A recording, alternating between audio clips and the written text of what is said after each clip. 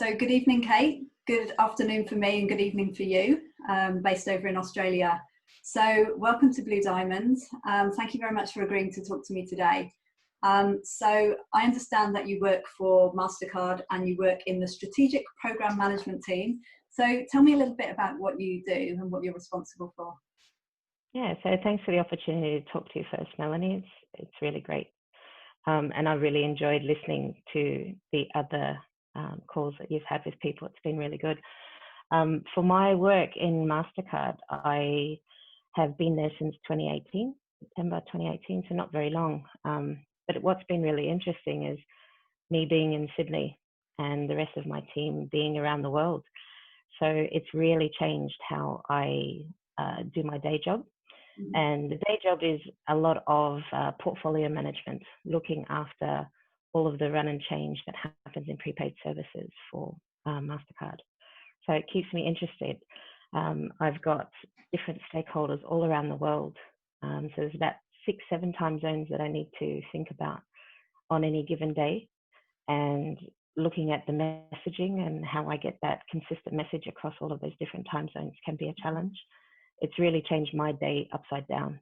So working into the late evening, case in point, having this conversation at 11 p.m. at night.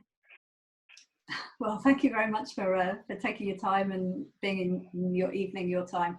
And I can imagine that will be a challenge with those different time zones and dealing with people with different cultures and different, expectations as well. So I can imagine you've worked with a number of different leaders during your career to date.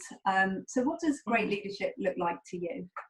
Yeah, I think I resonate a lot with what your other speakers were talking about. The things for me is about open and transparent conversations. So being authentic when they're speaking, I think, is a really important thing for me. I resonate with personable people. So I want to be able to hear them talk and be passionate. Passionate is not a bad thing. You want to be able to be inspired by the people that you are listening to. Emotional intelligence is a really big thing for me. And absolutely, thinking about different time zones, it's different cultures, it's English not as a first language. It's about making sure that you're aware of those kind of things. In Mastercard, you have to be able to adapt and work with different teams at different times of the day. So you have to be mindful of that.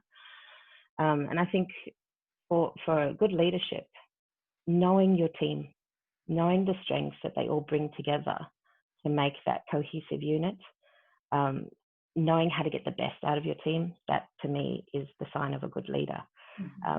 They're coaching, they're being able to inspire, be passionate about these things and lead their teams to do great work. Great. Sounds like a great combination there.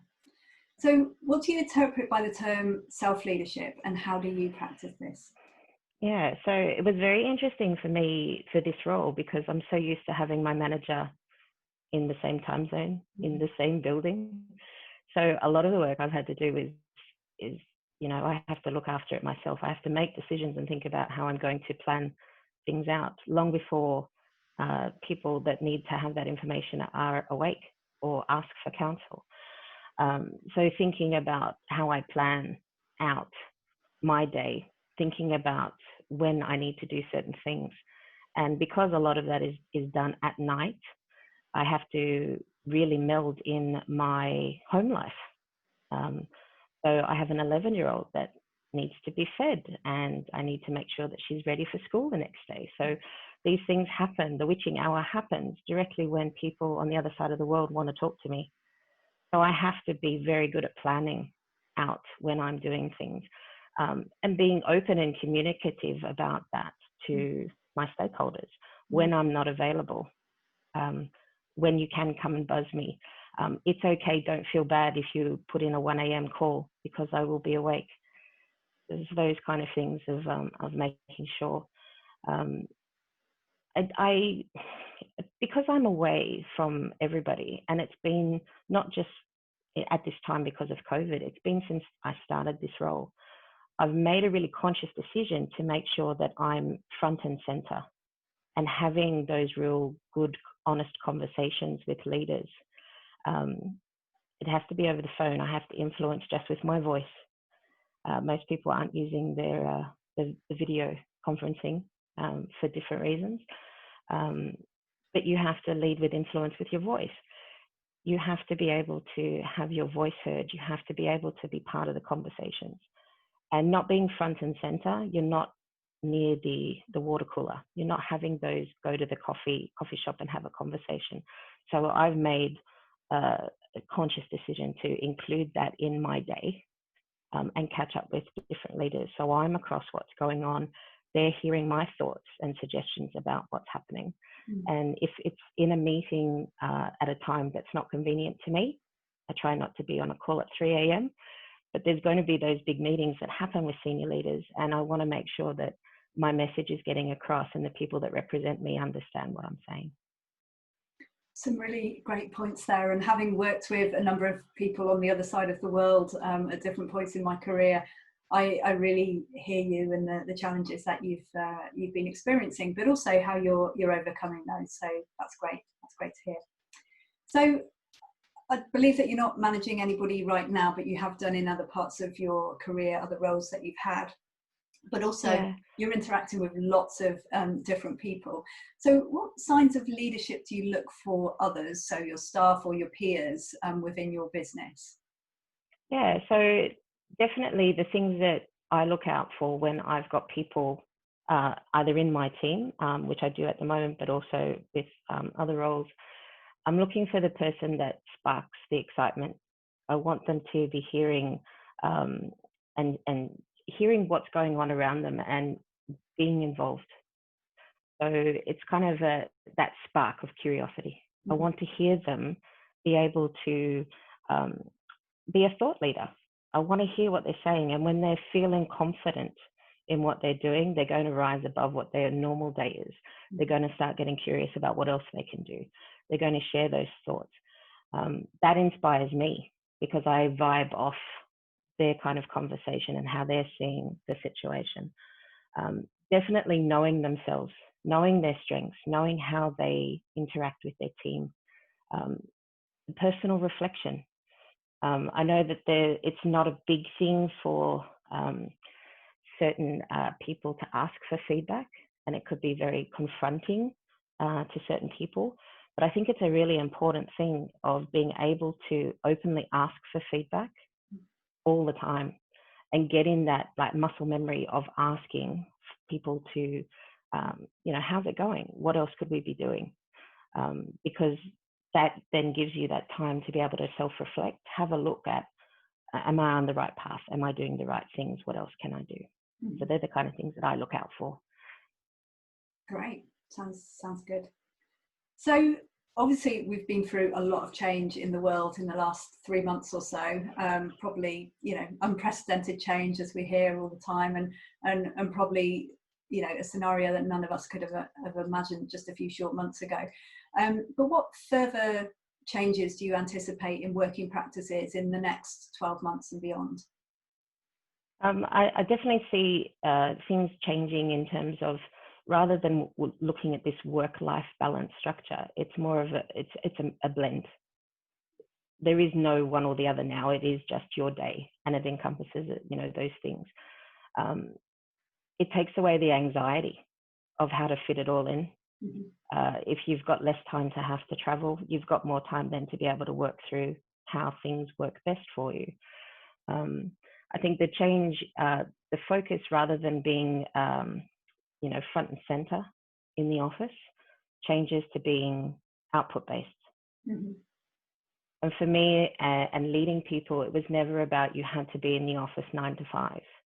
I wanted to make sure that you are getting through what you need done. So really making sure that people are focused on that output. And if it takes them a little bit less because they are a fast-paced kind of person, awesome. Is there an opportunity then to give them some more work, as opposed to, it's taking somebody a bit longer? That's okay, because of the structure of what they have. There could be other things in their life they have to worry about. So being appreciative of the different paces that people work in, and making sure that it's all about the output, not about the face time. Great. Great, sounds good. So how will you lead yourself and others through this time? I'm the poster child of what not to do, sitting at home when it comes to ergonomics. So as I've said, I've been working from home for quite some time now. I do my best work in my pajamas, and sitting at the kitchen table, I did have an ergonomic chair, but it wasn't the right setting. And being very interested and talking, into the computer, I was not sitting correctly, and I'd actually stuffed my shoulder to the point of being in absolute agony trying to get a water bottle. And yeah, lots of weeks of physio and getting it sorted has fixed it, but also making sure I've got the right desk, making sure I've got my computer set up correctly. I've actually put something on my phone now, so it just beeps at me every 20 minutes.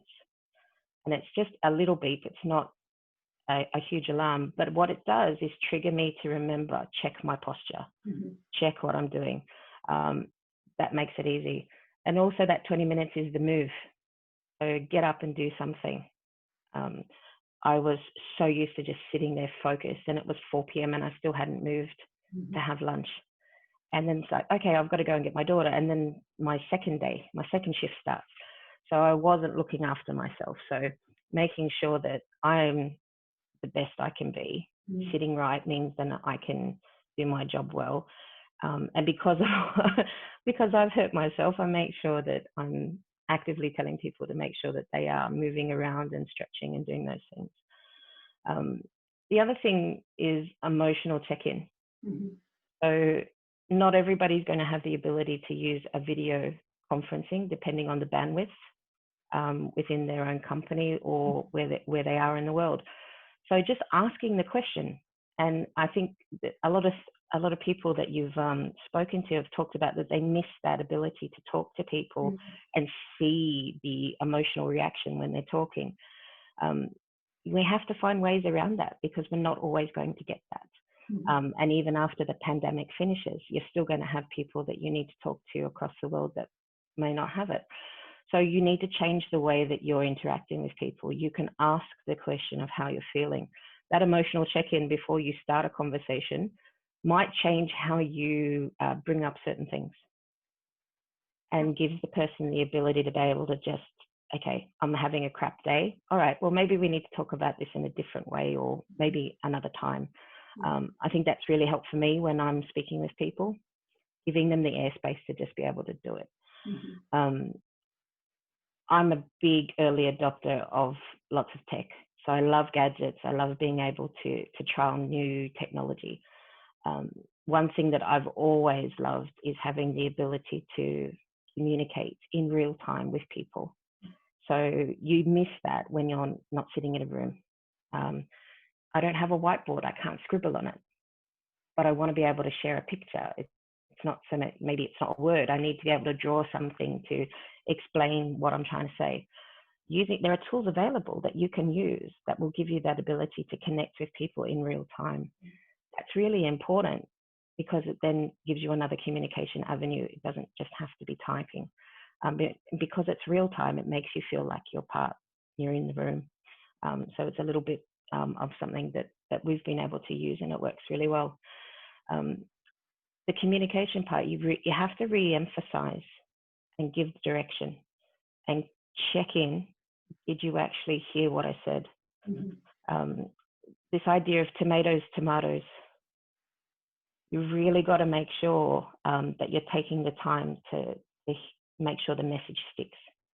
So always checking in, whether that's you're quickly writing the notes and putting them up in a collaboration tool so people can see, they can type to it, getting them to play it back. These are all things that might take a little bit longer when you're talking to people, so you have to keep that in mind. But it makes the difference because you're ensuring these are all the other cues that you need to be able to get from people because you're not sitting in the same room. You're not getting the normal social cues of looking at them. Great. And I like what you were saying there in terms of, being open to using technology to, I guess, to make our lives easier and things like that. So what other skills do you perceive will be important to help us through this period? Yeah, so just active listening. You can have so many things going on and beeping at you at the time when you're trying to listen to people. And if that's your only mode of communication, you really need to focus. So turning off the other distractions. Sometimes that's hard and you can't shut the dog up or you can't tell the kids to go in the other room, but think about how do you make yourself present in the moment when you're talking, and keeping that going. And just checking in on how you're feeling as well. It's always good to do the check-in.